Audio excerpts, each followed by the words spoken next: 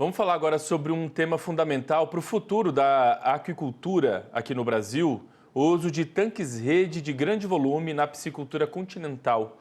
Uma tecnologia promissora que pode elevar a produção de tilápia com responsabilidade ambiental e mais eficiência produtiva.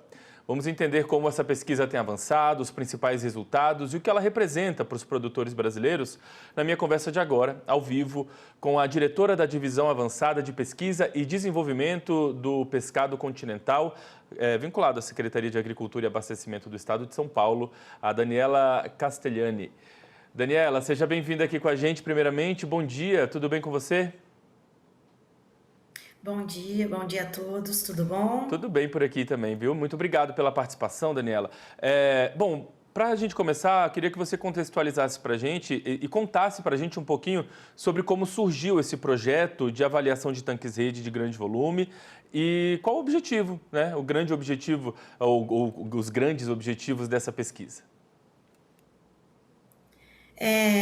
A piscicultura de tanques-redes no Brasil, ela se dava pela maioria em tanques de médio volume e pequeno volume, mesmo nos reservatórios de usina hidrelétrica. E aí, alguns produtores, né, pela sua própria vontade de intensificar a nossa produção, eles começaram a visitar o país vizinho, o Chile, né, e lá tinha lá tem todo um histórico, né, da salmonicultura cultivada em tanques-redes de grande volume, né? Eles acabaram visitando, né, e trouxeram essa vontade para o Brasil, e hoje, né, é possível a gente já ter até equipamentos brasileiros, né, os tanques-redes de grande volume que estão sendo produzidos no Brasil, e foi assim que começa a história, né,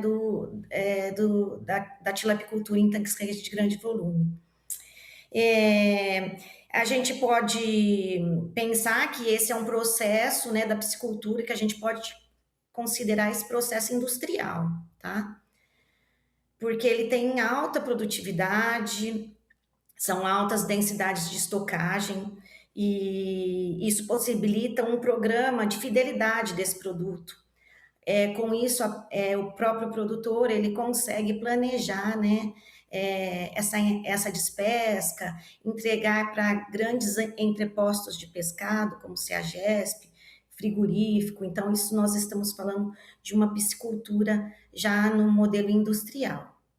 Ô, Daniela, e existiram aí ao longo desse se apresentaram alguns desafios, desafios técnicos mesmo, para manter a qualidade da água dentro dos parâmetros ambientais em tanques-rede com grande volume de peixes? Geralmente esses tanques-redes, né, quando a gente trabalha com eles, a gente trabalha com tecnologia e sustentabilidade, né? Eles são geralmente é, é, por automação, tá? Eles possuem, em grande maioria, alimentadores automáticos, classificadores, e isso facilita muito, né, o trabalho em grande escala. E também, né, a qualidade da água é totalmente controlada. Todos os parâmetros que a legislação ela nos pede, né? E também para ter uma boa qualidade de água, uma boa qualidade do produto. Essa parte de qualidade da água, além de ter sondas fixas, né, para medir, aferir esses parâmetros de qualidade de água, também fazemos análises de alguns outros parâmetros laboratoriais, principalmente da série de nitrogênio e de fósforo. Então, a gente coleta a água antes, né, da produção, a montante da produção, no local da produção e após a produção, para ver se essa produção está alterando a qualidade da água, tá? E o que a gente tem visto, né, que não tem alterado, né, principalmente em alguns locais que a gente coleta no reservatório de água vermelha, isso não tem acontecido.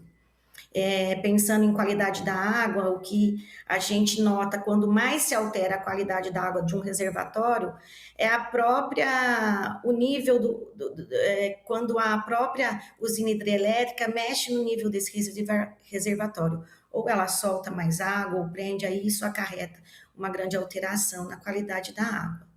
Bom, e pelo que eu vi, né, você já tem mais de uma década de pesquisa, de fato, e vocês hoje já têm resultados ou indicações sobre possíveis ganhos de produtividade ou de redução, talvez, de custos que poderiam, então, tornar esse modelo mais competitivo? Sim, a tilápia, ela é um grande sucesso, né? No Brasil, no estado de São Paulo, é o segundo maior produtor. Nós temos índice, sim, disso. Esse tanque de grande volume, né? O que que a gente pode dizer, né? Que algumas vantagens, né? Como ele tem esse controle, de alimentação, você consegue colocar com maior frequência, né? Essa alimentação para os peixes, né? A gente consegue, então, um lote mais unificado, sem tanto diferenças de tamanho. Então, com isso, você consegue uma melhor qualidade, né, desse produto na hora de entregar. E a outra coisa também, falando em parte econômica, né, uma das coisas que a gente vê que é importante é a economia de mão de obra.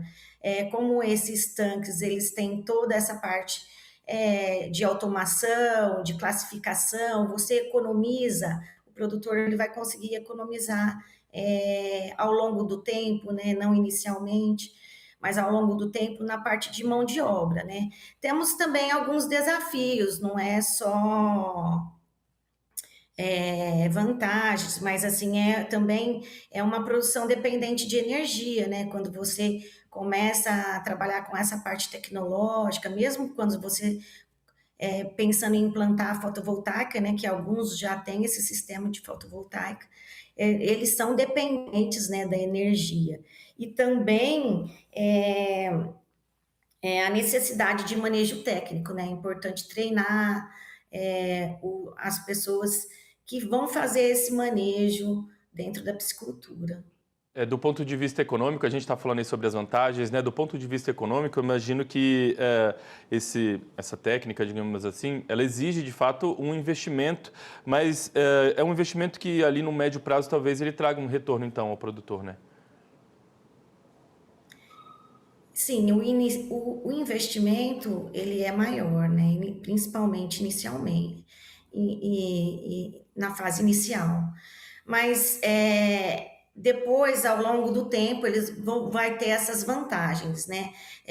Principalmente, a gente acredita que de mão de obra e também na parte de economia de ração, porque são o sistema, né? Esses alimentadores automáticos, eles também calculam essa ração para ser direcionada aos peixes conforme a temperatura da água, conforme o quanto esses peixes estão comendo. Então, você consegue ter uma economia frente a esses pontos. Muito bem, Daniela. Se a gente tivesse aqui tempo, a gente poderia conversar ainda mais sobre esse estudo, mas acho que a gente conseguiu dar uma pincelada sobre a questão.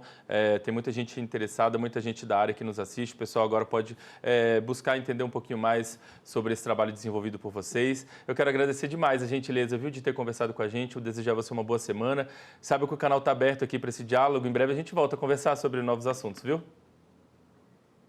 Eu que agradeço, o Instituto de Pesca, né, está à disposição. Valeu, obrigado. É só nos procurar, nos procurar.